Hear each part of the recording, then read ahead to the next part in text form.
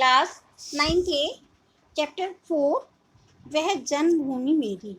देखिए इस कविता में श्री सोहनलाल द्विवेदी द्वारा रचित कविता वह जन्मभूमि मेरी देश प्रेम की भावना से परिपूर्ण है। इस कविता में भारत भूमि की विशेषताओं का उल्लेख किया गया है।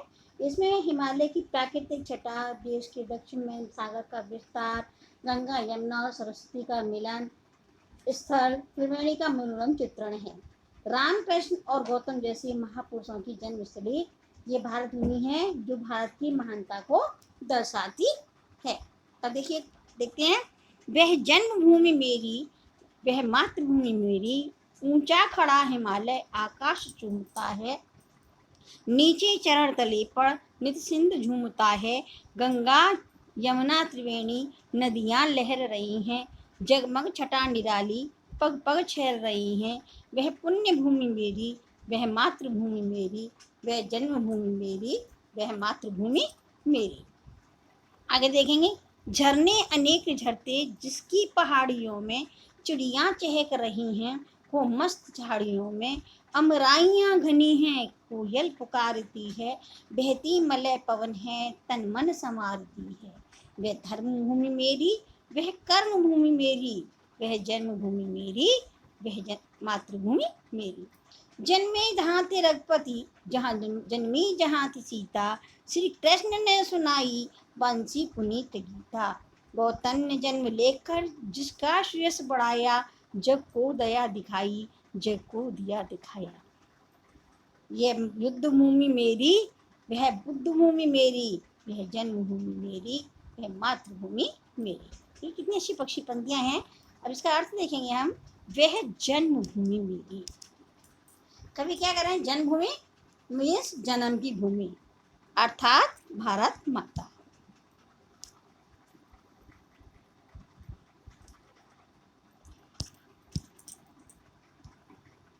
जन्मभूमि जन्म की भूमि अर्थात भारत माता।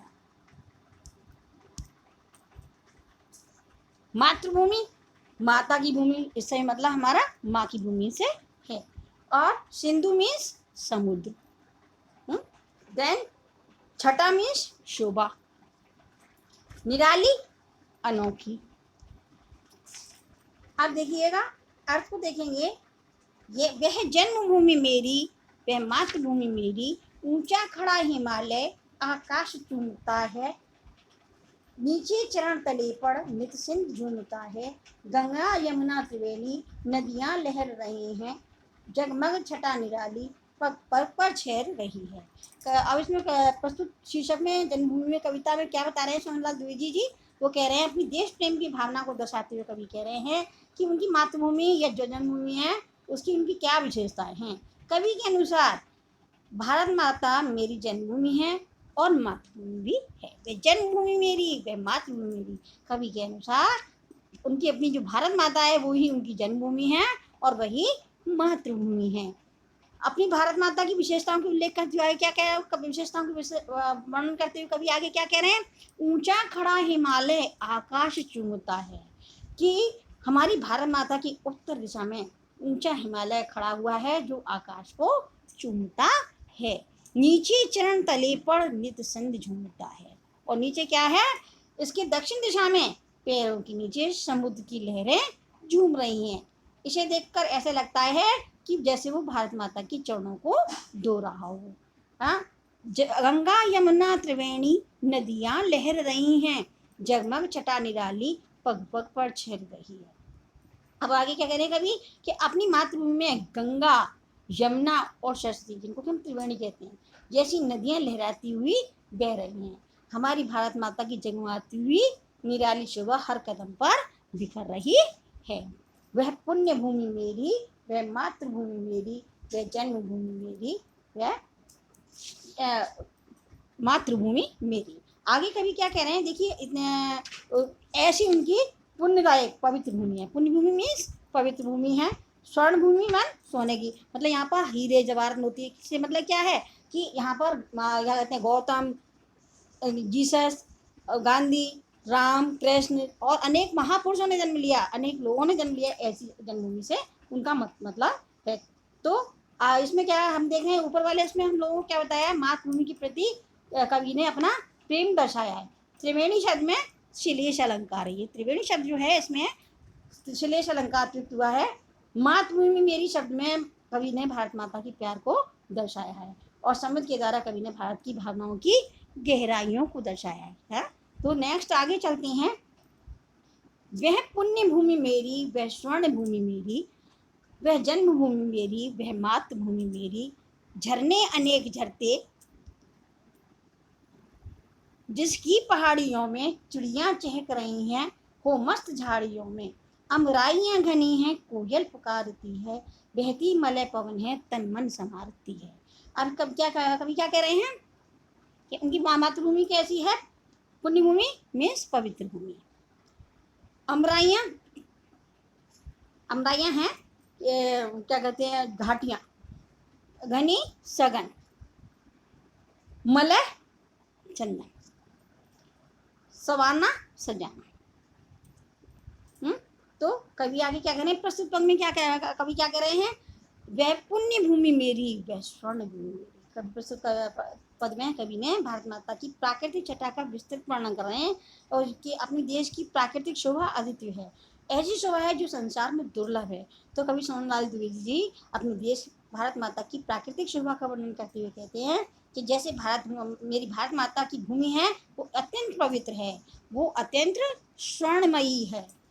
हिमालय पर्वत की छोटी छोटी पहाड़ियों में अनेक झरने अनेक झरते जिसकी पहाड़ियों में, हिमालय पर्वत की छोटी छोटी पहाड़ियों में अनेक झरने हर समय झरते रहते हैं। चिड़ियां चहक रही हैं वो मस्त झाड़ियों में, और यहाँ की छोटी छोटी चिड़ियां मस्त होकर चहकती रहती हैं। यहाँ की घनी घाटियां हैं जहाँ पर क्या है, अमराइयां घनी हैं, कोयल पुकारती है। यहाँ की घाटियां जो हैं वो काफी घनी हैं, यहाँ पर की कोयल की सुरीली आवाज सुनाई देती है। बहती मलय पवन है, तन मन संवारती है, और यहाँ की हवा क्या करती है, यहाँ की हवा चंदन के समान सुगंधित बहती है, जो तन और मन को प्रफुल्लित कर देती है। तो देखिए संपूर्ण पद में कवि ने क्या बताया है कि प्राकृतिक छटा का अनुभव रूप से वर्णन किया है, कि भारत मातृभूमि को विभिन्न नामों से कहना कवि की अपनी महानता दर्शा रही है।